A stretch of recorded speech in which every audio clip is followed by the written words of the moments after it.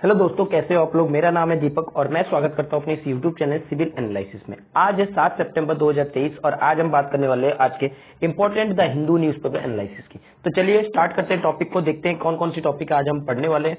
सबसे पहला है आसियन अ की pillar of act is policy Modi. क्या हुआ है इसमें, आसियन कंट्रीज के बारे में बताया गया किस तरीके से ये हमारे एक्ट ईस्ट पॉलिसी को लागू कराते हैं, किस तरीके से इसके बारे में, किस तरीके से हमारे जो एक्सटर्नल अफेयर मिनिस्टर है वो वहां पे गए हुए हैं और किस तरीके से जो हमारे प्राइम मिनिस्टर है वहां पे उनके डेलीगेट से बात किए और किस तरीके से वो यहाँ पे आएंगे, इसके ऊपर पूरी आर्टिकल लिखा हुआ है। ठीक है, अगला है school noon meal schemes in Kerala hit by delay in fund release. देखिए, अगर स्कूल्स में अगर मील मिल रहा है तो बहुत अच्छी बात है, पोषण अभियान चल रहा है, इसका मतलब बेटर है। लेकिन अगर उनको मील टाइम पे नहीं मिल रहा है तो कहीं ना कहीं दिक्कत हो रही है, और वो दिक्कत किस वजह से होती है, गवर्नमेंट की फंड रिलीज की वजह से, क्योंकि फंड उतनी रिलीज नहीं हो पाती है जिसके वजह से उनकी जो रिक्वायरमेंट है वो पूरी नहीं हो पाती है। ठीक है, अगले आर्टिकल है आपकी bridging the malnutrition gap the Bemetara way. अब देखो यहाँ पे ये दोनों आर्टिकल जो है आपके, ये वाली आर्टिकल जो है ये आपकी रिलेटेड है एडिटोरियल से, ये वाले और आपके नीचे वाली आर्टिकल जो है वो एडिटोरियल है दोनों। ठीक है, और दोनों ही इंपॉर्टेंट एडिटोरियल है, इस पर डिस्कस करने वाली बहुत सारी चीजें, और भी एक एडिटोरियल है जिसको मैं अलग से कवर करूंगा, वो मैं आगे की वीडियोस में जो है आपको प्रोवाइड कर दूंगा। Bridging the malnutrition gap Bemetara way. और अगला है for an expansion of blue with air so clean. देखिए, अगर हम पहले आर्टिकल की बात करें तो ये माल न्यूट्रिशन के बारे में पूरी यहाँ पे बताया गया है किस तरह से हम माल न्यूट्रिशन को कम कर सकते हैं। और जो दूसरा आर्टिकल है जो कि एडिटोरियल का है उसमें ये बताया गया है कि हम लोग, देखिए हमारे पास प्रॉब्लम एक चीज का नहीं है, हमारे पास प्रॉब्लम इन्वायरमेंट का नहीं है, क्लाइमेट का नहीं है, हमारे पास प्रॉब्लम उसके साथ साथ एयर पोल्यूशन का भी है। तो कहीं ना कहीं उसके ऊपर भी हमें क्या करना चाहिए, ध्यान देना चाहिए, इसके बारे में यहाँ बताया गया है। अगली आर्टिकल है taking G20 a last mile leaving none behind. देखिए यहाँ पे G20 का जो हमारा पूरी जो जर्नी रही है 2023 की वो किस तरीके से रही है और हम आखिरी में क्या विश करते हैं, इसके बारे में सारी चीजें यहाँ पे बताई गई है। अगली आर्टिकल है India drop tariff on US lentil almond ahead of Biden vision. देखिए क्या है, इंडिया ने क्या किया है, जो यूएस की दाल वगैरह है, आलमंड वगैरह है, उनमें क्या किया है, टैरिफ को घटा दिया है। और ये किस लिए किया है, यहाँ पे वही उस चीज के बारे में बात करेंगे। अगला है वायबिलिटी गैप फंडिंग। यहाँ इस चीज के बारे में मुझे आपको बताना है कि ये जो टर्म्स है इकोनॉमिक का, उसके बारे में आपको डिस्कस करना है। तो चलिए स्टार्ट करते हैं। सबसे पहला आर्टिकल आसियन अ की पिलर ऑफ एक्ट पॉलिसी। देखिए, आसियन कंट्री कौन कौन से होते हैं, जो आपके ईस्ट में है, ईस्ट में कौन कौन सी है, जैसे आपके यहाँ पे बॉर्डरिंग लग जाती है, अरुणाचल प्रदेश, मणिपुर, इनकी बॉर्डरिंग के बाद जो आपका एरिया स्टार्ट होता है, म्यांमार, लाओस, कंबोडिया, आपके थाईलैंड, ये वियतनाम वगैरह, जो ये सारी कंट्री है, ये सारी कंट्री मिलकर क्या बनाती है, आसियन कंट्री बनाती है। आसियन कंट्री जो 1968 के टाइम पे जो आया था। और यहां पे अगर बात की जाए अलग अलग लेवल पे क्या होती है, पॉलिसीज की बात होती है। और आसियन जो कंट्री है वो इंडिया के लिए काफी इंपॉर्टेंट है, क्योंकि इन जो आसियन कंट्री को कहा जाता है इमर्जिंग कंट्री के रूप में देखा जा रहा है, क्योंकि यहाँ पे सबसे ज्यादा मैन्युफैक्चरिंग हब जो है यहीं पे बन रहा है। और यहाँ से अगर टेक्नोलॉजी का ट्रांसफर इंडिया में हो तो कहीं ना कहीं इंडिया को भी ग्रोथ होने में काफी आसानी होगी। इसीलिए इंडिया कहता है कि हम एक्ट ईस्ट पॉलिसी की तरफ बढ़ेंगे, यानी कि जो ईस्ट की पॉलिसी है उसको कहीं ना कहीं हम अपने कंट्रीज में भी क्या करेंगे, लागू करेंगे। तो यहाँ पे और किस चीज के बारे में बात किया गया, जो अगर हम एशियन कंट्री की फुल फॉर्म की बात करें तो क्या होता, association of south east Asian nation, यानी कि जो एशियन नेशन है, यानी कि साउथ ईस्ट एशियन नेशन है, उनके बाद इनका एक एसोसिएशन को हम लोग क्या कहते हैं, आसियन कहते हैं। एक इंपॉर्टेंट पिलर है हमारे इंडिया की एक्ट ईस्ट पॉलिसी में। एक्ट ईस्ट पॉलिसी, इंडिया की पॉलिसी क्या है, एक्ट ईस्ट पॉलिसी। ठीक है, यहां पे लिख देते हैं एक्ट ईस्ट पॉलिसी। और उसमें एक इंपॉर्टेंट रोल है किसका, आसियन कंट्री का। और अलग अलग कंट्री, सिर्फ इंडिया ही नहीं, अलग अलग बहुत सारे कंट्री भी कहीं ना कहीं आसियन कंट्री को अपने साथ एक इंपॉर्टेंट पिलर के रूप में भी मानते हैं। ठीक है, यहां पे अगर बात की जाए कि अभी क्या हुआ, हमारे जो प्राइम मिनिस्टर है वेडनेसडे को उन्होंने क्या किया, इंडोनेशिया की जो मीटिंग है 20th मीटिंग को अटेंड किया, और मीटिंग करने के बाद वो वापस आए, क्योंकि अभी हमारी G20 की मीटिंग जो है कल से स्टार्ट होने वाली है। इस वजह से जो 18th ईस्ट एशिया समिट है जकार्ता में, वो कहने की इसको ऑर्गेनाइज किया गया था। और यहाँ पे हमारे जो प्राइम मिनिस्टर है उन्होंने 10 आसियन जो कंट्रीज के लीडर है उनको थर्सडे को, यानी कि आज के दिन पे मिलने वाले। उसके बाद वो इमीडिएटली जो उसके बाद क्या होने वाली है, जो एक्सटर्नल अफेयर मिनिस्टर के उनके साथ मीटिंग भी होने वाली है और साथ ही साथ इनको कंक्लूड करके फिर वो रिटर्न कहां पे आने वाले हैं, इंडिया की तरफ, क्योंकि G20 का समिट जो है आगे आने वाला है, यानी कल से G20 की समिट होने वाली है और डेलीगेट्स कहीं ना कहीं इंडिया में आएंगे, तो इसके लिए वो भी ट्रेवल करेंगे। और वहीं पे इंडोनेशिया के जो प्रेसिडेंट है जोको विडोडो, वो भी कहीं ना कहीं दिल्ली की तरफ ट्रेवल करेंगे फ्राइडे की दिन पे। ठीक है, तो ये चीज यहां पे बताया जा रहा है। जो आसियान है वो की पिलर है एक्ट ईस्ट पॉलिसी का, जैसा इसे हमारे प्राइम मिनिस्टर ने कहा है, इन्होंने क्या कहा है, I look forward to discuss with ASEAN leader the future control of our partnership. देखिए हमारे फ्यूचर के लिए काफी इंपॉर्टेंट अगर पार्टनरशिप की बात करें तो यहाँ पे आसियान लीडर्स बनते हैं। क्यों? क्योंकि हम लोग कहीं ना कहीं जो एंगेजमेंट है अपनी आसियान के साथ वो एक इंपॉर्टेंट पिलर के रूप में देखते हैं, क्योंकि ये एक एक्ट ईस्ट पॉलिसी की तरह काम हमारे करता है और हमें एक स्ट्रेटेजिक पार्टनरशिप प्रोवाइड करता है और साथ ही साथ जो हमारी नई डायनामिज्म जो टेक्नोलॉजी है, टाइज है, उसकी तरफ भी हमें क्या करता है, बढ़ाने की कोशिश करता है। इन्होंने ये बताया, जो हमारे प्राइम मिनिस्टर है उन्होंने डिपार्चर जो अपने स्टेटमेंट दिया उन्होंने क्या बताया, जो रीजन है वो कहीं ना कहीं काफी इंपॉर्टेंट इश्यूज है हमारे लिए और यहाँ के जो foods, energy security, environment, health, digital transformation, इन सब में कहीं ना कहीं इंपॉर्टेंट रोल निभाता है आसियान देश। ठीक है, जब लैंडिंग हुए थे जकार्ता में तो उन्होंने और जकार्ता कहाँ है आप इसको मैप में लोकेट करके मुझे कमेंट सेक्शन में बता सकते हैं। तो उन्होंने 2 दिन की मीटिंग किए थे, बैक टू बैक सबमिट किए थे और उसके बाद वो कहीं ना कहीं दिल्ली की तरफ रवाना होंगे। ठीक है, इस तरह के ऑफिशियल स्टेटमेंट जो है उनकी तरफ से आ रहा है। जो न्यू दिल्ली है वो कहीं ना कहीं इंडोनेशिया को थैंक्स करता है कि वो इस इवेंट्स को कहीं ना कहीं एक मॉर्निंग में रीशेड्यूल किए। ठीक है, जिससे कि जो हमारे प्राइम मिनिस्टर है वो इस मीटिंग को अटेंड कर सके। अब जयशंकर जी की मीटिंग की बात करते हैं, वो G20 के जस्ट एहेड है, G20 के समिट के बाद।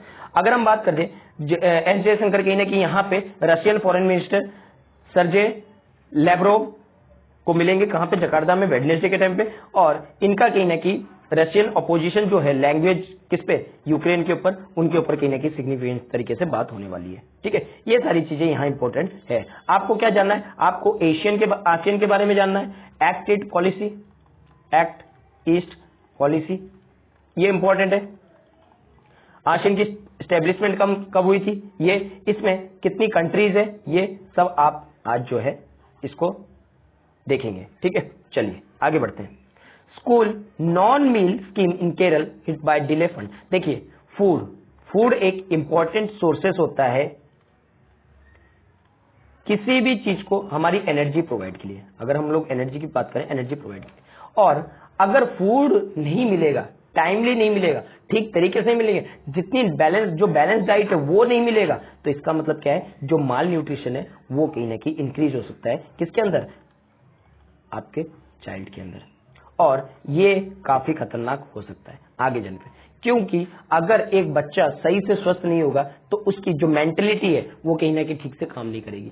अगर कोई बच्चा 2 दिन से भूखा है और उसको खाना न मिले, या फिर कोई ऐसे बच्चे हैं जिनको पूरी तरह से जो बैलेंस डाइट है, न्यूट्रिशन है, वो नहीं मिल पा रही है, तो इसका मतलब क्या है, वो मेंटली स्टेबल नहीं होते। और हमारे इंडिया में अगर देखा जाए तो बहुत सारे लोग आज भी पॉवर्टी लाइन के नीचे हैं, जिनको सही से खाना नहीं मिल पाती है। तो अगर उनको फ्री में खाना प्रोवाइड हो रहा है, न्यूट्रिशन प्रोवाइड हो रहा है, तो इससे क्या हो रहा है, इससे उनकी हेल्थ जो है, कंडीशन जो है अच्छी हो रही है, जिससे कि जो हम लोग फ्यूचर ह्यूमन रिसोर्सेज की बात करते हैं कहीं ना कहीं इंपॉर्टेंट रोल निभाते हैं।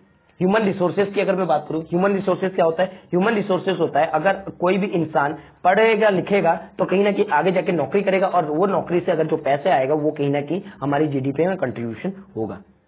तो यहाँ पे फंड की बात की गई है। फंड क्या हुआ है, जो रिलीज करने में कहीं ना कहीं लेट हुई है, जिसके वजह से जो जो दोपहर के जो मील है उसकी स्कीम है उनमें कहीं ना कहीं प्रॉब्लम जो है वो देखने को मिल रहा है। जो केरल गवर्नमेंट ने अभी ये शेयर किया, जो फंड जो था जून का, जुलाई का और अगस्त का, जिसमें फ्री लंच जो है दिया जाएगा 30 लाख स्टूडेंट को, कब तक, क्लास 8 तक, और मोर देन 12,000 स्कूल्स में ये कहीं ना कहीं खाना जो है प्रोवाइड की जाएगी। अगर हम बात करें 60% ऑफ एक्सपेंसेस जो प्रोजेक्ट है वो कहीं ना कहीं यूनियन गवर्नमेंट देती है और बाकी जो है वो स्टेट गवर्नमेंट कवर करती है। इस रिपोर्ट के अनुसार सेंटर ये भी बताया कि जो सेंटर का शेयर है 80 करोड़ है और स्टेट की जो मानी जाती है 50 करोड़ रुपए तक लग जाता है। जो यहाँ पे टीचर्स कहीं ना कहीं डिमांडिंग कर रहे हैं कि स्टेट गवर्नमेंट को वो अपनी अलोकेशन की जो स्कीम में अलोकेशन है उसको इंक्रीज करे और जो स्टूडेंट पे एक्सपेंशन है उसको कहीं ना कहीं थोड़ा सा बढ़ाए और उसको रिवाइज किया जाए 2016 की डाटा के हिसाब से। अगर हम स्कूल के लिए बात करें तो स्कूल में स्टूडेंट की जो स्ट्रेंथ है वो 150 हुई है और एक पे कहीं ना कहीं 8 रुपए पर दिन का खर्चा जो है आता है और ये स्ट्रेंथ 500 बच्चों तक पहुंचेगा तो इसके खर्चा जो है 7 रुपीज जो है स्कूल को ज्यादा जरूरत पड़ेगी, यानी कि 500 स्टूडेंट के लिए ओनली केवल आती है कितनी 6 रुपीज पर स्टूडेंट। ठीक है, तो ये सारी चीजें बता रहे हैं और क्या बता रहे हैं, और यहाँ पे स्टूडेंट्स को कहीं ना कहीं एग्स मिल्क ये सब अच्छी तरह से न्यूट्रिशन बैलेंस डाइट प्रोवाइड करने की बात की जा रही है। ठीक है, अगर हर एक स्टूडेंट कहीं ना कहीं सपोज करो उनको दूध दिया जाए हफ्ते में 2 बार और 1 अंडा दिया जाए तो उनमें क्या होगा, थोड़ा सा जो है हमें पैसे को इंक्रीज करना पड़ेगा। ठीक है, इस चीज की यहाँ पे बात की जा रही है। और अगर राइस प्रोवाइड किया जाता है स्टेट गवर्नमेंट के द्वारा, the head of teacher is expected to manage other items on the menu, यानी कि अगर स्टेट गवर्नमेंट के द्वारा राइस प्रोवाइड किया जाता है तो बाकी चीजों को कहीं ना कहीं मेन्यू को ऐड करने में हेड और जो टीचर होती है उनके लिए इंपॉर्टेंट हो जाती है। ठीक है, तो ये सारी चीजें कहीं ना कहीं यहाँ बताया है। चलिए आगे बात करते हैं, bridging the malnutrition gap in Bemetara way. देखिए यहाँ पे क्या बताया जा रहा है, यहाँ पे बताया जा रहा है, इसी आर्टिकल को मैं ऊपर वाले आर्टिकल को ही नीचे कंबाइन करके यहाँ पे बताऊंगा आपको क्या बताया जा रहा है कि अगर आपको ये समझे कि हम किसी चीज को सिंपल तरीके से कर सकते हैं, ऑटोमेटिकली वो सिंपल नहीं होता, इजी नहीं होता कोई चीज करना, कोई चीज सीखना। हमारे पास एक्सपीरियंस है उस चीज को सीखने की, लेकिन वो आसान नहीं होता है सीखने का। ठीक है, लेकिन हम क्या करते हैं, अगर हम प्रॉब्लम क्रिएट करते हैं तो हमें सॉल्यूशन की तरफ भी जाना चाहिए और वो सॉल्यूशन कैसी होनी चाहिए, इफेक्टिव सॉल्यूशन होना चाहिए। अगर हम बात करें काउंसलिंग, अगर लोगों की, लोग क्या खा रहे क्या पी रहे, इन चीजों की प्रैक्टिस की बात करें, उनके मॉनिटरी की बात करें तो वो कहीं ना कहीं एक गेम चेंजर के रूप में देखा जा सकता है कि किस तरीके से हम इनमें प्रोग्रेस कर रहे हैं। ठीक है, अगर हम सालों की बात करें तो गवर्नमेंट यहाँ पे बहुत सारी स्टेप्स ले चुकी है, एफर्ट ले चुकी है जिससे कि वो इंश्योर कर सके फूड सिक्योरिटी के ऊपर, यानी कि फूड सिक्योरिटी यानी कि भोजन को जो है सिक्योर करने में कि हर लोगों के पास जो खाना है वो पहुंचे, इसके लिए गवर्नमेंट अलग अलग स्टेप्स जो है लेती है। क्या वो स्टेप्स आज के टाइम पे कंप्लीटली है पूरा हर एक व्यक्ति के लिए? तो ऐसा नहीं है, कुछ लोग आज भी इन सब चीजों से दूर रहते हैं। अगर हम बात करें बच्चों की, बच्चों को कहीं ना कहीं मिड डे मील प्रोवाइड की जाती है स्कूल्स में, लोगों को कहीं ना कहीं मंथली राशन प्रोवाइड की जाती है जिससे कि पब्लिक डिस्ट्रीब्यूशन सेक्टर की इंप्रूवमेंट होती है, हम ये चीज देखते हैं। रेडी टू ईट पैकेज की बात हो या हॉट मील की पैकेज बात हो जो कि आपके लैक्टिक मदर और चिल्ड्रन को मिलता है आंगनवाड़ी सेंटर से, तो ये सब क्या है, कहीं ना कहीं जो prime minister overarching scheme of holistic nourishment यानी कि पोषण अभियान के तहत इनको डिस्ट्रीब्यूट किए जाते हैं। अगर हम बात करें इनके साथ साथ eggs, banana, protein powder, peanuts, chikki and jaggery जो है गुड़ जैसी चीजों को भी डिस्ट्रीब्यूट किया जाता है अलग अलग स्टेट में अलग अलग स्पेसिफिक स्कीम के द्वारा। एग्जाम्पल के लिए इन्होंने यहाँ पे मुख्यमंत्री सुपोषण योजना की जो छत्तीसगढ़ की बात की है और यहाँ पे जो है किस तरीके से इनको जो खाने में अलग अलग चीज दी जाती है उनके बारे में बताया। लेकिन जो न्यूट्रिशन सिक्योरिटी है अभी भी बहुत सारे लोगों के जो इमेजिनेशन से भी दूर है, मतलब अभी भी बहुत सारे लोगों से ये क्या हो रहा है, ये खाना जो है सही से नहीं पहुंच पा रहा है। अक्सर लोग क्या करते हैं, उनके पास नॉलेज नहीं होता है किस तरह की ईटिंग किया जाए, किस तरीके से फीडिंग प्रैक्टिस को रखा जाए, इस तरह की अभी भी लोगों के पास नॉलेज नहीं होता है। और ये कहीं ना कहीं फूड्स और जो फूड की एक्सेसिबिलिटी को इंक्रीज करने की बात है आज भी एक मिथ सी बन के रह गई है और आज भी एक प्रॉब्लम रह रहा है। अगर हम बात करें न्यूट्रिशन काउंसलिंग के, यहाँ पे कहीं ना कहीं ये न्यूट्रिशन काउंसलिंग कहीं ना कहीं ये आंसर प्रोवाइड करती है उन लोगों को जिनके पास ये भोजन जो है सही तरीके से नहीं पहुंच पाता है। यहाँ पे इंपॉर्टेंट है कि हमें जन आंदोलन या सोशल बिहेवियर की तरफ जो इनकी कम्युनिकेशन चीजें हैं उनकी तरफ चेंजेस लाना चाहिए और उनको इस फेसेट को यानी कि पोषण अभियान के फेसेट को रियलाइज कराना चाहिए। जैसे कि हम बाइसिकल रैलीज वगैरह करते हैं, प्लांटेशन ऑफ पोषण वाटिका करते हैं या सेलिब्रेशन करते हैं, पोषण माह, पोषण पखवाज, इस तरह से गोद भराई, इस तरह के जो सेलिब्रेशन करते हैं उस तरीके से हमें क्या करना चाहिए, लोगों को अवेयर करना चाहिए। अलग अलग स्टेट्स पे अवेयरनेस कैंपेन जो है, प्रोग्राम जो है अलग अलग तरीके से की जाती है। जो न्यूट्रिशन काउंसिल है वो कहीं ना कहीं प्रॉपरली इंस्टीट्यूशनलाइज होनी चाहिए और इंप्लीमेंट होनी चाहिए यूनिफॉर्म तरीके से अलग अलग स्टेट्स में। अगर यहाँ पे पोषण अभियान रिपोर्ट 2028 की बात करें, यहाँ पे एक फोकस करता है और focus of coherent SBCC action plan is essential to take work Poshan Abhiyan forward, यानी कि हमें पोषण अभियान के आपको अगर आगे रखना है तो हमें सोशल बिहेवियर चेंज की कम्युनिकेशन को भी यहाँ पे अपनाना पड़ेगा, वो हमारे लिए आज के टाइम पे जरूरी है। ठीक है, यहाँ इस चीज को बताया जा रहा है। साथ ही साथ हमें जरूरी है जो फील्ड स्टाफ है उसको पूरी तरह से ट्रेनिंग मिले, वहां न्यूट्रिशन काउंसलिंग वो ठीक तरीके से कर सके और उनको सही तरीके से इंप्लीमेंट कर सके, मैंडेटरी कर सके और यूनिफॉर्मली कर सके पूरे स्टेट में। ठीक है, अगर हम बात करें बिमेत्रा लेसन्स की, बिमेत्रा से हमें क्या सीखना चाहिए? बिमेत्रा जो एक छत्तीसगढ़ का एक राज्य है, दार्जिलिंग डिस्ट्रिक्ट है, जहां पे माल न्यूट्रिशन स्टेटस जो है वो इसके कंटेक्स्ट में रही है। अगर यहाँ पे सिचुएशन की बात करें, जो फर्टाइल, ये जो है फर्टाइल प्लेन है छत्तीसगढ़ का, और यहाँ नक्सलाइट एक्टिविटीज जो भी है वो अनएफेक्टेड है और साथ ही साथ एग्रीकल्चर रिच भी है। तो इसके जो इनहेबिटेंट है, लोग है, वो कहीं ना कहीं अक्सर रिलेटिवली अफ्लुएंट्स होते रहते हैं। हाउएवर, जबकि जो सीवियर एक्यूट माल न्यूट्रिशन है चिल्ड्रन में वो कहीं ना कहीं हाई रही थी दिसंबर 2022 में, जो कि 3299 रही थी। ये फिगर कहीं ना कहीं क्या हुआ है, सबसे ज्यादा किसमें रही है? ट्राइबल डोमिनेट में या नक्सल अफेक्टेड डिस्ट्रिक्ट में, जो कि बस्तर में है, इन चीजों में ज्यादातर रही है। लेकिन इन चीजों में अभी अगर बात की जाए बिमेत्रा में देखी गई। अगर इसके पॉइंट की बात करें, इनमें कहीं ना कहीं प्रॉपर नॉलेज की कमी थी कि किस तरह से फीडिंग किया जाए, किस तरह से प्रैक्टिस किया जाए। ये प्रॉब्लम जो है जरूरी नहीं है कि एक्सेस हो, बट लेकिन इम्प्रॉपर नॉलेज जो है उनके बीच में फैली हुई थी कि किस तरीके से खाना है, कैसे खाना है, कब खाना है, ये तरीके से। तो ये जो है कहीं ना कहीं इसको काउंसलिंग करके, न्यूट्रिशन काउंसलिंग के द्वारा या रोबस्ट मॉनिटरिंग करके मॉडर्न ऑपरेटिंग चलाया गया इस एरिया में, जिससे कि यहाँ पे हेल्थ जो है थोड़ा सा सुधार आया है। पोत लेका अभियान, जो कि हेल्थी चाइल्ड मिशन, जिसका मतलब है उसको ट्रांसलेट किया गया है छत्तीसगढ़ लैंग्वेज से, और एक न्यूट्रिशन काउंसलिंग प्रोग्राम बनाया गया था, जिसके अंदर में 72 मोस्ट अफेक्टेड जो आंगनवाड़ी वर्कर्स थे बेमेत्रा सब डिवीजन में, बेमेत्रा डिस्ट्रिक्ट में, तो उनको कहीं ना कहीं यहाँ पे इम्प्लीमेंट किया गया और ये टेक्निकल सपोर्ट जो है यूनिसेफ और छत्तीसगढ़ में दिया गया, टेक्निकल सपोर्ट ऑफ यूनिसेफ से। अगर हम यहाँ पे बात करें ग्राउंड लेवल स्टाफ को, हेल्थ या वुमेन हो या चिल्ड्रन डेवलपमेंट डिपार्टमेंट हो, उनको कहीं ना कहीं ट्रेनिंग दी गई है किस तरीके से आप न्यूट्रिशन प्रोवाइड करोगे, काउंसलिंग करोगे इन रीजन में, इस तरह से। और हर शुक्रवार को पेरेंट्स को ये टारगेट किया गया है कि आप आइए यहाँ पे जो स्मॉल सीवियर एक्यूट माल न्यूट्रिशन है या मीडियम एक्यूट माल न्यूट्रिशन है जो चिल्ड्रन में होता है, उसके बीच में काउंसलिंग की जाती थी, उनके बारे में यहाँ काउंसलिंग जो है की जाती थी।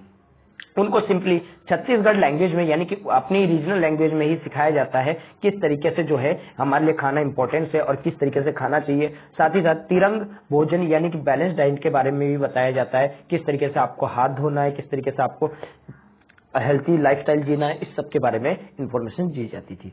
अगर बहुत सारे हार्मफुल डाइटरी मिक्स की बात करें या सुपरस्टिशन की बात करो, इनको कहीं ना कहीं डिस्पेल किया गया सही तरीके से और इनके बीच में कहीं ना कहीं प्रोग्रेस जो है टारगेट किया गया सबसे पहले चिल्ड्रन को, जिससे कि उनसे मॉनिटर हो सके। जो लोकल लीडर है, सरपंच वगैरह, पंचायत वगैरह, सचिव वगैरह और रिलीजियस हेड वगैरह, उन्होंने कहीं ना कहीं इस काउंसिल में पार्टिसिपेशन किया, डोर टू डोर विजिटेड हुआ, जिससे कि जिनको सही तरीके से प्रोग्रेस किया गया। ठीक है, अगर हम, ये तो था बिमेत्रा जो प्रोजेक्ट था, उस हिसाब से हम किस तरह से हमने देखे उसको किस तरह से अपनाया गया। अब बात करते हैं कुछ डाटा की जो इंकरेजिंग करते हैं और सिग्निफिकेंस करते हैं। अगर हम सिंपल मंत्र ऑफ न्यूट्रिशन की बात करें तो यहाँ काउंसलिंग की जो ये बात की जा रही है, रेगुलर मॉनिटरिंग और इवेल्युएटिंग की, जो कि 53.77 जो है चिल्ड्रन को टारगेट किया गया और इनको माल न्यूट्रिशन यानी कि पोत लेका अभियान के अंडर में लाया गया सिर्फ 9 महीने में, दिसंबर 2020 से लेकर जुलाई 2023 तक, जिसमें 599 जो है बच्चे जो है आउट ऑफ 1114 चिल्ड्रन में। और अगर बात की जाए 61.5 जो MM चिल्ड्रन है और माल न्यूट्रिशन मीडियम एक्यूट माल न्यूट्रिशन है, और 14.67 जो है वो स्मॉल सीवियर एक्यूट माल न्यूट्रिशन चिल्ड्रन को कहीं ना कहीं यहाँ से बाहर निकाला गया इनकी माल न्यूट्रिशन से। ये कहीं ना कहीं दोनों ही स्टैटिस्टिक क्या है हमारे इंकरेजिंग है और स्टैटिस्टिक सिग्निफिकेंस रखते हैं। अगर हम बात करें रैंडम कंट्रोल ग्रुप की, 20 आंगनवाड़ी सेंटर्स को जहां मिशन नॉट इम्प्लीमेंटेड, जहां इम्प्लीमेंटेड नहीं है, वहां पे कहीं ना कहीं लाया गया कंट्रोल में, और केवल 30.6% जो चिल्ड्रन है उनको कहीं ना कहीं बाहर निकाला गया माल न्यूट्रिशन से। और वहीं पे अगर बात की जाए 33.8% जो है मीडियम एक्यूट माल न्यूट्रिशन चिल्ड्रन जो है, और 0 सीवियर एक्यूट माल न्यूट्रिशन चिल्ड्रन को कहीं ना कहीं माल न्यूट्रिशन से बाहर निकाला गया। ठीक है, ये सारी कहीं ना कहीं हमें इंपॉर्टेंट रोल निभाती है, किस तरीके से हम लोग जो है अलग अलग तरीके से अलग अलग मॉनिटरिंग फैसिलिटीज से इनको क्या कर सकते हैं, हम जो माल न्यूट्रिशन है उसको इरेडिकेट कर सकते हैं और इम्प्लीमेंट को किस तरह से एक्सेलरेट कर सकते हैं, ये सारी चीज को बताया गया है। ठीक है, यहाँ पे चलिए आगे बढ़ते हैं।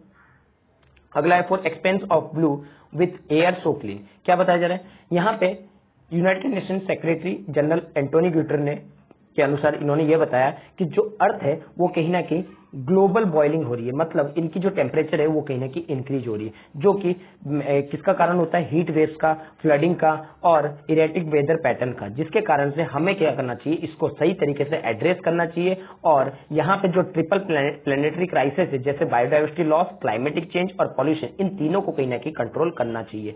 जो ये वर्ड है क्लाइमेट चेंज का, ये एक साइलेंट किलर के रूप में काम आता है, जैसे कि एयर पोल्यूशन लोगों के बीच में फैलता रहता है और बिल्कुल पता नहीं चलता, और इसी तरह ये एक साइलेंट किलर जो है बन जाता है। अगर हम बात करें लंग कैंसर से मरने वाले जो लोगों की संख्या है, 10 मिलियन डेथ जो है वर्ल्ड वाइड में हुआ था 2020 में। अगर वहीं वर्ल्ड हेल्थ ऑर्गेनाइजेशन की बात करें, इन्होंने कहीं ना कहीं अपने फैक्ट शीट में पब्लिश किया था, कब, 2023 में इस चीज को। ये कहीं ना कहीं दिखाती है जो 3.2 मिलियन जो है दूसरे जो लोग हैं 2050 तक कहीं ना कहीं ये प्रॉब्लमेटिक सिचुएशन में आने वाले हैं, और इनको ग्लोबल, रीजनल और नेशनल इंसिडेंटल और मोर्टेलिटी मॉरल इंसिडेंट रेशियो जो लंग्स 2020 और 2050 के बीच में देखा जा रहा है, इन सब चीजों से जूझने की। अगर Indian national institute of health की बात करें तो इनके द्वारा बताया गया है, जो साउथ एशिया और जो 2 बिलियन लोग हैं, जो जहां पे 2 बिलियन यहाँ पे लोग हैं, वो कहीं ना कहीं is also home to 9 of the world's 10 most polluted city में रखा गया है, जो साउथ एशिया को, जिसमें आप समझ सकते हैं जो 10 में से 9 सिटी को यहाँ रखा गया है, तो उसमें एक सिटी दिल्ली भी है, जो कि सबसे ज्यादा लगातार कंटिन्यूअसली क्या हो रही है, इनकी क्वालिटी जो हो रही है एयर की, वो कहीं ना कहीं लंबे समय तक खराब होती जा रही है, और ये कहीं ना कहीं हर दिन जो है वो रिस्क पे आते जा रहे हैं। अगर हम पॉलिसी मेजरमेंट की बात करें, हमने कहीं ना कहीं अपनी स्टैटिस्टिकल इंप्रूवमेंट को ठीक किया है, जैसे एयर क्वालिटी इंडेक्स को, यहाँ पे हेल्थ एसोसिएटेड जो दिल्ली इसकी पॉल्यूशन एयर है वो कहीं ना कहीं लगातार बढ़ती ही जाती है।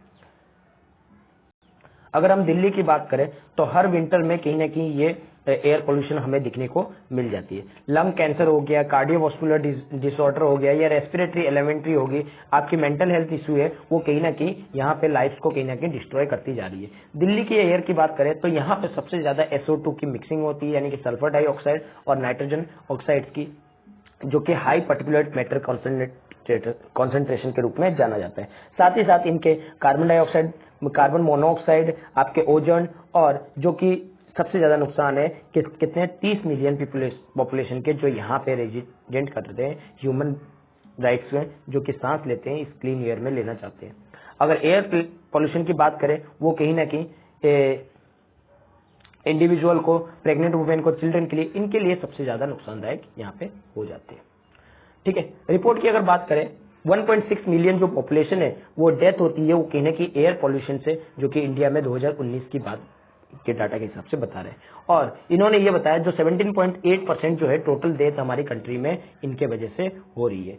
अगर एफर्ट की बात की जाए, effort to combat this crisis already being made, यानी कि जो एफर्ट्स वगैरह है वो हम लोग पहले से ही बना के आ रहे हैं, जैसे कि स्टेट गवर्नमेंट हो गया, रिसर्च इंस्टीट्यूशन हो गया, एनजीओ हो गया, वो अपनी अलग अलग सॉल्यूशन दे रहे हैं। जैसे कि आप देख सकते हैं पूसा डिकम्पोजर, जो कि पूसा डिकम्पोजर क्या होता है, जो कि आप फसल की कटाई करने के बाद जो स्टॉक्स वगैरह बचे जाते हैं उनको पूसा डिकम्पोजर से डिकम्पोज किया जा सकता है विदाउट हम लोग आग लगाए। ठीक है, तो कहीं ना कहीं जो इसको डेवलप किया है इंडियन एग्रीकल्चर रिसर्च इंस्टीट्यूशन ने, और साथ ही साथ बायोटेक्नोलॉजी ने एड्रेस किया है एग्रीकल्चर पॉल्यूशन को। स्टेट लेवल की पॉलिसीज बनाई गई है, जैसे graded rapid action plans, monitor air quality in hotspot area में।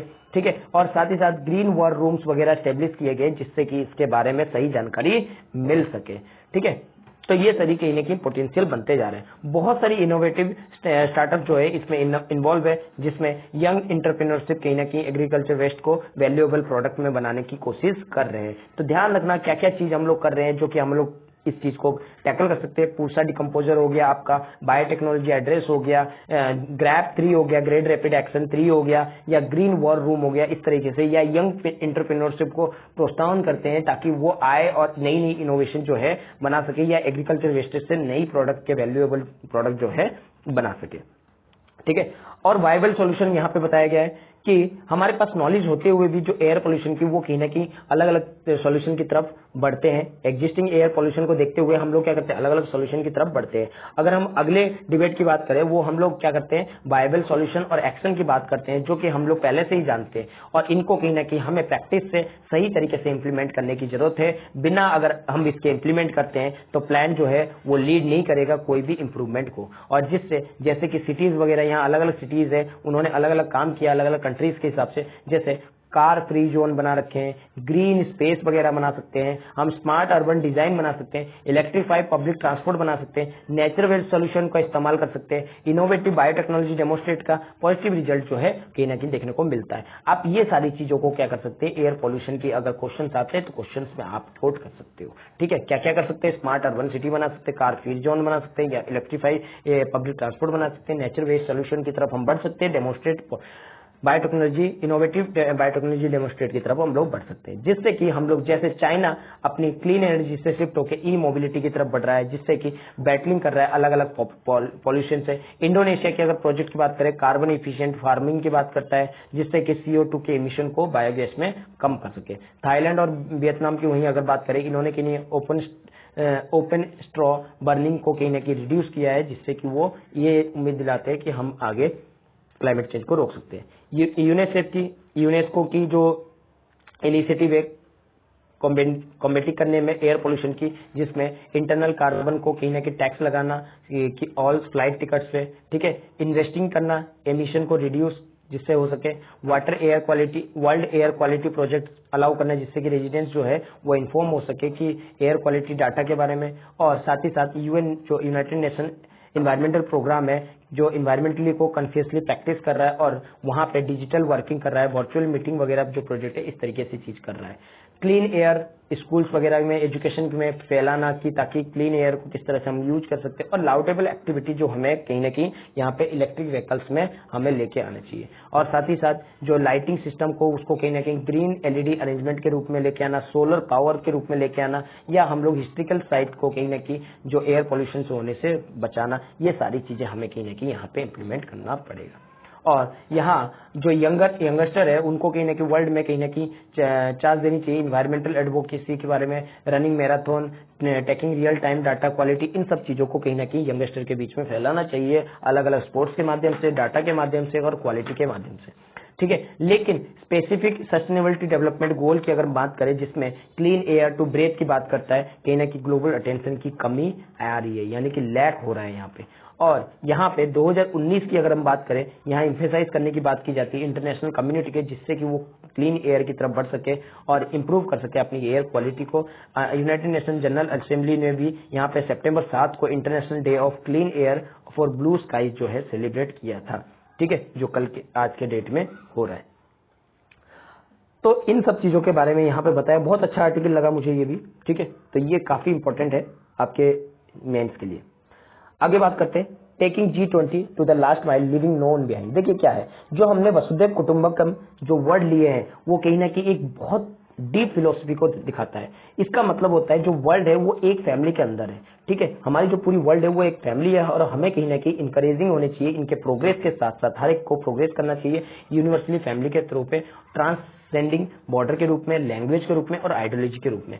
अगर यहाँ पे बात करें, इंडिया की जो G20 की प्रेसिडेंसी पे ये ट्रांसलेट करती है, जो ह्यूमन सेंट्रिक का जो कॉल है वो कहीं ना कहीं अभी प्रोग्रेस में है। एक अर्थ जो हम लाना चाहते हैं, जिसको सारे प्लैनेट्स को हम लोग एक अंडर में लाना चाहते हैं, वन फैमिली, जो कि हम लोग कहते हैं each other in pursuit growth, मतलब एक दूसरे के सपोर्ट से हम लोग क्या कर सकते हैं, ग्रोथ कर सकते हैं। यहाँ दोनों का मतलब समझाएंगे। वन अर्थ का मतलब क्या है, हमें एक दूसरे नेचर में, यानी कि प्लैनेट में, हमारे प्लैनेट में नर्चर करने के लिए, बढ़ने के लिए एक साथ आना पड़ेगा, और वन फैमिली का मतलब है और हमें एक साथ आके एक साथ ग्रोथ भी करना पड़ेगा। ठीक है, तो यानी कि हम कह सकते हैं one future which undeniable truth of this interconnected times, यानी कि आज के टाइम पे हर एक देश एक दूसरे से जुड़ा हुआ है, इस चीज को यहाँ दिखाते हैं, दर्शाते हैं। जो पोस्ट पेंडेमिक वर्ल्ड है वो कहीं ना कहीं अलग अलग डिफरेंटली, और वर्ल्ड को कहीं ना कहीं पहले से भी दिखा के आ रहा है। यहाँ 3 इंपॉर्टेंट चेंज की जो हमने पोस्ट पेंडेमिक के बाद देखे, 3 इंपॉर्टेंट चेंज की बात करते हैं। सबसे पहला चेंज ग्रोथ रियलाइजेशन, यानी कि हम लोग को अपनी ग्रोइंग करना चाहिए, हमें इस चीज को शिफ्ट करना चाहिए जीडीपी सेंट्रिक व्यू से ह्यूमन सेंट्रिक नीड की, यानी कि आज के टाइम पे इंडिया को क्या जरूरत है उसके बारे में जानने की जरूरत है। मतलब ह्यूमन सेंट्रिक व्यूज की तरफ हमें आगे बढ़ना चाहिए, जीडीपी सेंट्रिक व्यू नहीं रखनी चाहिए। ये नहीं कि हमें अपनी कंट्री की बढ़ाना चाहिए, ये नहीं, आपको क्या करना चाहिए, ह्यूमन सेंट्रिक की तरफ बढ़ना चाहिए। मतलब लोगों की यहाँ पे जरूरत है क्या है उसकी डिमांड को फुलफिल करना चाहिए, ना कि अपने जीडीपी को बढ़ाते रहना चाहिए। दूसरी यहाँ पे बता रहे हैं कि वर्ल्ड को कहीं ना कहीं रिकॉग्नाइज करना चाहिए उनकी रेजिलियंस को, रिलायबिलिटी को, जिससे कि ग्लोबल सप्लाई जो है यानी कि लोगों तक, ह्यूमन सेंट्रिक तक जो चीजें पहुंचनी चाहिए वो सही तरीके से पहुंचे। तीसरी चीज यहाँ बताते हैं देयर इज कलेक्टिव कॉल, यानी कि हमें एक साथ काम करना चाहिए जिससे कि हम मल्टीलेटरलिज्म की तरफ बढ़े, ना कि यूनिलेटरलिज्म या बायलेटरलिज्म की तरफ बढ़ते हैं। ठीक है, अगर हम बात करें G20 प्रेसिडेंटशिप की, यहाँ कहीं ना कहीं एक रोल निभाते, कैटलिस्ट रोल निभाते हैं इनके शिफ्ट में। अगर दिसंबर 2022 की बात करें, जब हम देखते हैं प्रेसिडेंटशिप जो है वो किसके हाथ में था, इंडोनेशिया के बाद। उसके बाद हमने क्या किया, अपनी माइंडसेट को शिफ्ट किया और यहाँ पे कुछ नए कैटलिस्ट यानी कि जो उत्प्रेरक है उसको कहीं ना कहीं G20 में हमने बढ़ाया। और ये इसको देखते हुए स्पेशली हमारी जो कंटेक्स्ट थी वो मेन स्ट्रीम थी, जो मार्जिनलाइज्ड एस्पिरेशन है या डेवलपिंग कंट्रीज है उनकी तरफ, यानी कि ग्लोबल साउथ और अफ्रीका की तरफ हमारा जो झुकाव था वो ज्यादा था। हम इनकी तरफ ज्यादा फोकस कर रहे थे क्योंकि यहाँ ह्यूमन सेंट्रिक की हम लोग बात करते हैं। जो वॉइस है, अगर यहाँ पे वॉइस की बात करें ग्लोबल साउथ समिट में, वहां पे भी हमने पार्टिसिपेट किया था और वहां 125 कंट्रियों ने पार्टिसिपेट किया था और यहाँ पे इनिशिएटिव किया था हमारी प्रेसिडेंटशिप को। और ये एक इम्पोर्टेंट एक्सरसाइज था जहां पे हमने ग्लोबल साउथ के आइडिया को सामने रखा था। और हमारी प्रेसिडेंटशिप की बात करें तो हमने लार्जेस्ट एवर पार्टिसिपेट रहे फ्रॉम अफ्रीकन कंट्रीज के साथ, जिससे कि हम उनको इंक्लूसिव तरीके से अफ्रीकन यूनियन को आगे बढ़ाते हैं, जिससे कि वो एक परमानेंट मेंबर बन सके G20 का। ठीक है, यानी कि G20 के अंदर अफ्रीकन यूनियन को लाने की कोशिश हम लोग करते हैं।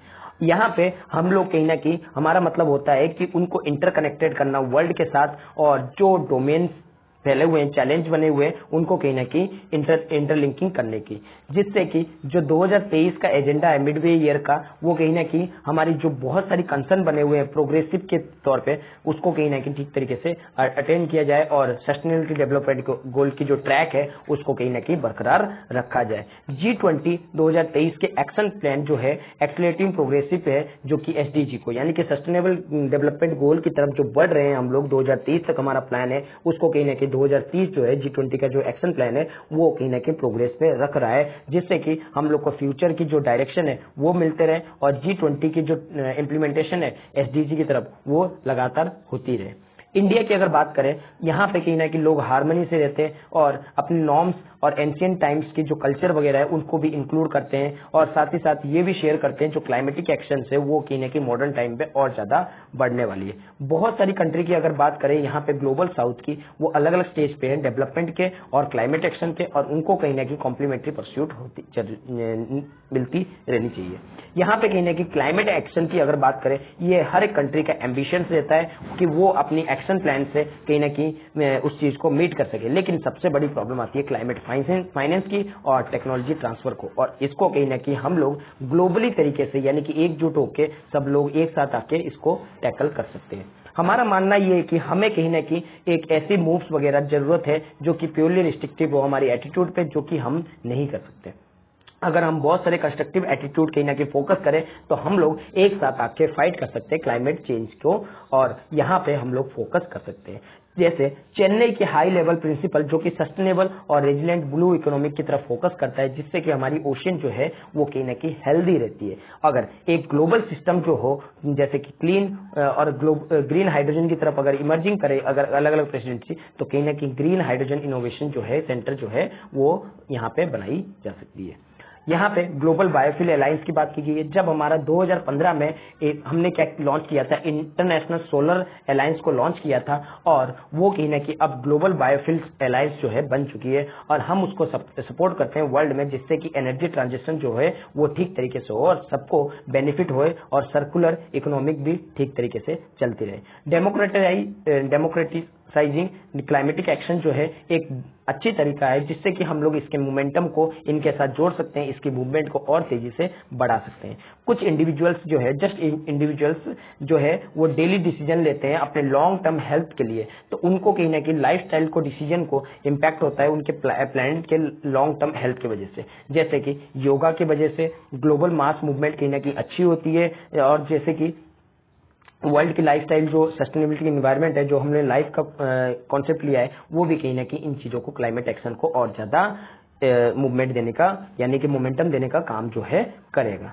जो इसके इम्पैक्ट है, क्लाइमेट चेंज के इम्पैक्ट कहीं ना कहीं हमें इंश्योर करना चाहिए फूड को, न्यूट्रिशन सिक्योरिटी को, जिससे कि हम इसको क्रूशियल बना सकते हैं और ज्यादा बेटर अच्छी तरीके से बना सकते हैं। जैसे हमने अलग अलग चीज चलाए, माइलेट या श्री अन्ना, जो कि हेल्प करेगा हमारे क्लाइमेट स्मार्ट एग्रीकल्चर को और यहाँ पे क्लाइमेट चेंज से जो लड़ने में हेल्पफुल करेगा। हमने इंटरनेशनल ईयर ऑफ माइलेट जो है सेलिब्रेट किए हैं और माइलेट को कहने की ग्लोबल प्लेनेट्स के रूप में भी जाने हैं। अगर हम डिकेन की बात करें, जो high level principal on food security की बात करता है, न्यूट्रिशन की बात करता है, ये कहीं ना कहीं हेल्पफुल हुआ है इस डायरेक्शन के वजह से। टेक्नोलॉजी ट्रांसफॉर्मेशन आया है और इंक्लूसिवनेस को हमने और तेजी से बढ़ाया है, जिससे कि टेक्नोलॉजी का बेनिफिट जो है एडवांस लेवल पे पहुंच सके, ना कि कुछ ही सेक्शन तक ये रह जाए। ठीक है, इंडिया की अगर बात करें, लास्ट फ्यू ईयर में अगर देखा जाए तो हमने टेक्नोलॉजी में कहीं ना कहीं लेवरेज लाया है और नैरो इनइक्वालिटीज से हम बढ़ के वाइडन किया है, हमने उसको बड़े लेवल पे इंक्रीज किया है। जो यहाँ पे बिलियन जो लोग हैं वो वर्ल्ड की, वो कहीं ना कहीं अनबैंक्ड है, लैक ऑफ डिजिटल आइडेंटिटी है, और उनको कहीं ना कहीं फाइनेंशियली इंक्लूड करने का काम डिजिटल पब्लिक इंफ्रास्ट्रक्चर के थ्रू किया गया है। जो सॉल्यूशन है उसमें कहीं ना कहीं हम लोग ये बना सकते हैं कि हम लोग डिजिटल पब्लिक इंफ्रास्ट्रक्चर को अब क्या कर सकते हैं, ग्लोबली रिकॉग्नाइज कर सकते हैं, किसके थ्रू, G20 के थ्रू, जिससे कि लोगों के बीच में इसको एडॉप्ट कर सके, बिल्ड कर सके और डिजिटल इंफ्रास्ट्रक्चर को कहीं ना कहीं, पब्लिक इंफ्रास्ट्रक्चर को कहीं ना कहीं आगे बढ़ा सके, जिससे कि इंक्लूसिव ग्रोथ जो है लोगों के बीच में और ज्यादा बढ़े। इंडिया अगर बात करें, इंडिया कहीं ना कहीं फास्टेस्ट ग्रोइंग लार्ज इकोनॉमिक जो है वो बन चुकी है। ये कोई एक्सटेंटली नहीं है, ये धीरे धीरे हुआ है और ये स्केलेबल हुआ है, सस्टेनेबली सॉल्यूशन की तरफ बढ़ रहा है और साथ ही साथ एम्पावर कर रही है अपनी वल्नरेबिलिटी को। और हम लोग स्पेस से लेके स्पोर्ट्स तक, इकोनॉमिक से लेके एंटरप्रेन्योर तक इंडियन वुमेन्स जो है वो हर एक सेक्टर में कहीं ना कहीं इंपॉर्टेंट रोल निभा रही है, जिसके वजह से हमें पता लगता है कि इंक्लूसिव तरीके से हम इंडिया जो है वो चल रहे हैं। अगर हमारी G20 की प्रेसिडेंटशिप है, वो कहीं ना कहीं यही जेंडर जो डिजिटल डिवाइड है उसको कम करने की कोशिश कर रही है, लेबर फोर्स को कम करने की कोशिश कर रही है और इनके बीच में एक ब्रिजिंग का काम कर रही है, जिससे कि हम इनके पार्टिसिपेशन को और ज्यादा इंक्रीज कर सके, वुमेन की लीडरशिप को और ज्यादा इंक्रीज कर सके, इनके लीडरशिप डिसीजन मेकिंग में और ज्यादा इंपॉर्टेंट ला सके। G20 की प्रेसिडेंट जो है वो हाई लेवल डिप्लोमेटिक एंडेवर है और जहां पे मदर ऑफ डेमोक्रेसी और मॉडल ऑफ डाइवर्सिटी को हम लोग यहाँ पे फॉलो करते हैं। अगर हम आज की बात करें, कहीं ना कहीं हम क्वालिटी एसोसिएशन रखते हैं इंडिया के साथ। G20 की प्रेसिडेंटशिप कोई एक्सेप्शन नहीं है हमारे लिए। ये जो है कहीं ना कहीं पीपल ड्राइविंग मूवमेंट है और लगभग 200 मीटिंग्स यहाँ पे ऑर्गेनाइज किए गए 60 इंडियन सिटीज में, इसकी लेंथ और ब्रेथ के साथ, और साथ ही साथ लगभग 1 लाख डेलीगेट्स जो 125 कंट्री में कहीं ना कहीं एंड ऑफ आवर टर्म्स में यहाँ पे अटेंड इस चीज को कर रहे हैं। और प्रेसिडेंट्स की बात करें, प्रेसिडेंट्स आज encompass such vast diversity geography expansion. ठीक है, ये सारी चीजें जो है बताया गया है और इसमें ज्यादा इंपॉर्टेंट कुछ है नहीं। चलिए आगे के आर्टिकल की बात करते हैं। India drop tariff on US lentil almonds ahead और बाइडेन विजिट। देखिए क्या हुआ है, यहाँ पे जो बाइडेन कहीं ना कहीं G20 की मीटिंग के लिए आने वाले हैं और उससे पहले क्या किया, इंडिया ने अपने टैरिफ को हटा दिया है किस पे, दाल और एलमंड पे। ठीक है, क्योंकि यहाँ पे जो इंडिया की जो रेज है, उन्होंने अपनी इम्पोर्ट्स ड्यूटी को 28 प्रोडक्ट में इंक्रीज किया था जून 2019 को, लेकिन उसके बाद अगर बात की जाए इंक्रीज किए थे कस्टम ड्यूटीज को, और उसमें किसमें, स्टील्स और एल्यूमिनियम प्रोडक्ट में। और उसको देखते हुए 5 सितंबर को क्या हुआ है, यहाँ पे फाइनेंस मिनिस्टर ने कुछ टैरिफ को यहाँ पे रिड्यूस करने की बात की है और ये कहीं ना कहीं रिजॉल्व करेगा जो 6 बायलैटरल ट्रेड डिस्प्यूट है उसको कहीं ना कहीं जो पेंडिंग है किसके, वर्ल्ड ट्रेड ऑर्गेनाइजेशन के सामने, जो अनविन टैरिफ हाइक बना रखे, इंपोज कर रखे कुछ यूएस प्रोडक्ट पे, जैसे कि वॉलनट हो गया, आलमंड हो गया, एप्पल हो गया, इनको कहीं ना कहीं ठीक करने की कोशिश करेगा। जो एलमंड बोर्ड ऑफ कैलिफोर्निया, इन्होंने इस स्टेटमेंट को कहीं ना कहीं जो ये मूव्स लिए हैं उसको कहीं ना कहीं वेलकम किया है और इम्पोर्ट ड्यूटी को कम करने से जो कि पहले 35 रुपए केजी ऑन सेल और 100 रुपए केजी कर्नल की बात की जाती है, मतलब सेल के साथ अगर लेंगे तो 35 रुपीज और उसको हटा के बात करेंगे तो 100 रुपीज केजी मिलता था। उसको इंडिया जो टैरिफ लगाने के बाद 41 रुपीज केजी हो जाता था, 120 कर्नल के साथ हो जाता है। अब ये रिड्यूस हो गया, तो इसका मतलब क्या हो गया है, दोनों ही कंट्री कहीं ना कहीं इंक्रीज कर सकती है अपनी डिमांड को, इंडिया अपनी डिमांड को इंक्रीज कर सकता है, साथ ही साथ जो कॉस्ट है कंज्यूमर को वो भी कहीं ना कहीं कम पड़ेगा इंडिया में, क्योंकि टैरिफ हट गया है तो जो प्राइस है वो कहीं ना कहीं कम पड़ेगा। और इससे क्या होगा, रिड्यूस होगा impediment of export of California almond, जो कि इंडिया में आपके होगा, ठीक है, इंक्रीज होगा। तो ये सारी चीजें कहीं ना कहीं बताया जा रहा है।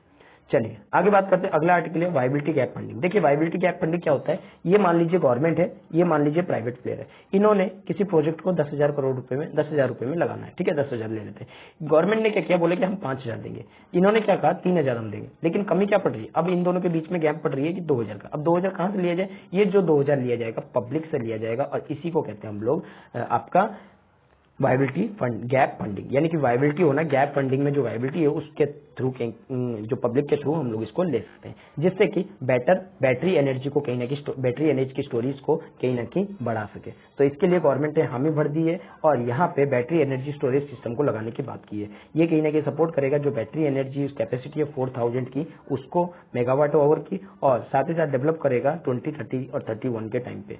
जो इन्फॉर्मेशन है वो इंफॉर्मेशन मिनिस्ट्री द्वारा ये चीज बताया गया है। जो गवर्नमेंट है वो कहीं ना कहीं इनिशिएटिव करी हुई 40% की कैपिटल कॉस्ट को, जिससे कि कंपनी सेटिंग हो सके, मैन्युफैक्चरिंग यूनिट्स जो है यहाँ बन सके। जो बजटरी सपोर्ट की बात करें, जो फंडिंग है वो कहीं ना कहीं डेवलप करेगी कैसे BESS स्कीम के द्वारा, जिसमें इनिशियली आउटलेट जो है 9400 करोड़ जो है वो जुड़े होंगे। बजटरी सपोर्ट जो है 3,760 करोड़ जो है इसमें बजटरी सपोर्ट जो है वहां मिलेगी, ठीक है। गवर्नमेंट की कमिटमेंट है कि वो सस्टेनेबल एनर्जी सॉल्यूशन की तरफ बढ़ना चाहती है, और ये कहीं ना कहीं अच्छी एक स्टेप होगी जिससे कि बैटरी स्टोरेज को इंक्लूड किया जाता है, और जिसमें एक मिनिमम 85% ऑफ BESS प्रोजेक्ट जो है कैपेसिटी को बनाया जाएगा डिस्कॉम के द्वारा, और इसको कहीं ना कहीं वायबिलिटी गैप फंडिंग के द्वारा, ग्रांट के द्वारा क्या किया जाएगा, आगे ट्रांसपेरेंटली या कॉम्पिटिटिव बिडिंग जो है किया जाएगा, ठीक है। ये गवर्नमेंट का कहना है। चलिए, तो आई होप कि आपको आज का आर्टिकल जो है अच्छा लगा होगा। आर्टिकल अच्छा लगा है तो इसको लाइक कीजिए, अपने दोस्तों के साथ शेयर कीजिए और सब्सक्राइब करना ना भूलिए। Thank you.